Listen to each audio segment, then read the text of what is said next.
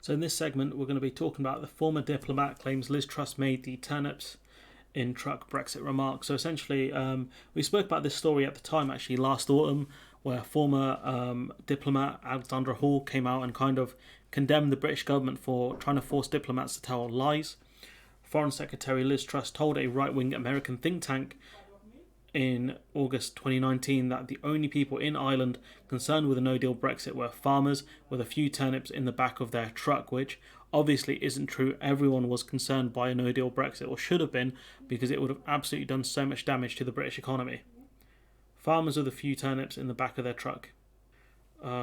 And I suppose, the only people in Ireland were concerned, so, would have been a lot of people, because, again, a no-deal Brexit would have meant potential tariffs on Irish exports to the UK as well. We know now the UK wouldn't have done so, but that combined with the fact, obviously, that the Northern Ireland Protocol still wasn't in place back then, so it could have meant a potential hard border in the island of Ireland, depending on how things played out. So her statement's just absolutely ludicrous.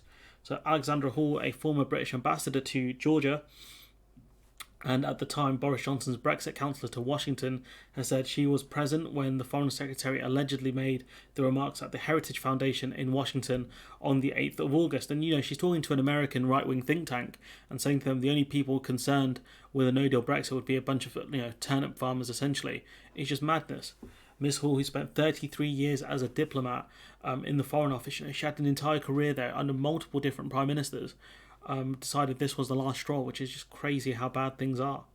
She alluded to the remarks in an article for the Texas National Security Review, which is probably one of the oddest papers or things to write for, honestly, last October, and attributed them to an unnamed serving British minister. And I wonder why she decided to name her now and not back then. It's very strange. However, on social media, Ms. Hall said that Truss, the then secretary, was the minister who had made the remarks. Ms. Hall said, "So pleased to see Liz Truss become a genuine expert on Irish matters. She was, after all, the minister who told us, a US audience 3 years ago, that Brexit would not have any serious impact in Ireland. It would merely affect a few farmers with turnips in the back of the trucks," which obviously we know is not true. A no-deal Brexit would probably, after the UK, impact Northern Ireland and the Republic of Ireland the most. Ms. Truss was in the US to meet senior Trump administration officials Robert Lighthizer and Wilbur Ross, as well as US Congress representatives and business groups in 2019. And so essentially, I'm not going to say she was lying to these people, these business groups, etc., but they would have been quite nervous about a no-deal Brexit, and she was trying to not really tell them the truth. I mean, it's hard to say otherwise. If she's saying the only people with a no-deal Brexit that would be concerned are a bunch of Irish farmers with turnips, I mean, that's simply not the case. On the last night of her visit, she delivered the speech to the Heritage Foundation.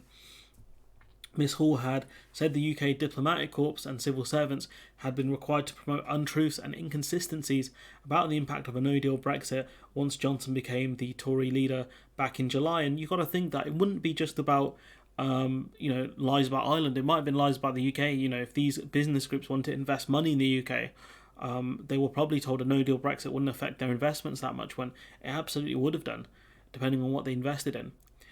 Ms. Hall says, "A low point for me was when I heard a senior British minister openly and offensively in front of a US audience dismiss the impact of a no-deal Brexit on Irish businesses as just affecting a few farmers with turnips in the back of the truck," she wrote. And that was back in autumn, which obviously is not the case. And I guess that should be the last straw for a lot of people, considering it's just a massive lie.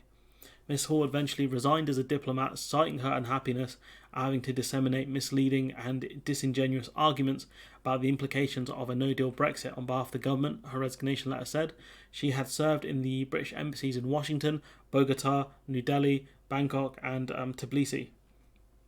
Ms. Hall had said publicly she did not vote for Brexit, but that as a civil servant she promoted the government's policy in implementing the result of the referendum, because at the end of the day, it doesn't matter what your political beliefs are as a civil servant, you have to push whatever the government's pushing for, and policy proposals, unless obviously they're illegal. If you see them as immoral, that's a point for you to resign, but necessarily civil servants don't really get a say over government policy.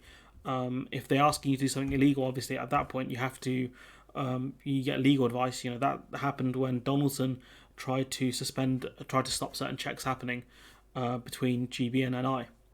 However, she said she was increasingly uneasy about being asked to defend the UK government positions, which she said were untenable. This evening, at the time, a UK Foreign Commonwealth and Development Office source said they did not recognise the comments. Oh, we don't recognise what Liz Truss is allegedly to have said in a big forum. When you could ask those people. I guarantee you some of those people would remember that. Ask them what Liz Truss said. And you got this idiot here, Niall Gardner. I'm not familiar with him that much. He's apparently a foreign policy analyst. And what he said about Alexandra Hall's statements is that the latest anti-Brexit propaganda from a former bureaucrat who was Brexit counsellor at the British Embassy in DC while opposing the policies of our own government. It's not necessarily true. She didn't vote for Brexit. She might not have supported it, but it doesn't mean she actually opposed it, at the time at least. Her actual knowledge of Brexit issues was practically zero. I mean, that's not true, is it? Because if she knows that Liz Truss was lying at the time, clearly her knowledge of Brexit issues cannot be zero or practically zero. One of the worst appointments in British diplomatic history. I mean, she was there for 33 years as a diplomat in and around different countries. So if she's around for 33 years in those kind of roles, and she was one of the worst appointments in British diplomatic history, then we either haven't done that badly in diplomatic choices, or you're just full of rubbish, Noel Gardner, mate. Because she was there for 33 years. I'm not even that old. She's been doing this since before I was even born. So yeah, it's just wild that he's come up with such a dumb statement. But Noel Gardner, absolute moron. But yeah, at least we know who made the turnip statements now. But anyways, I'm going to leave it there.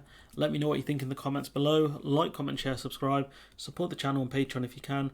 And hopefully I'll see you in the next one.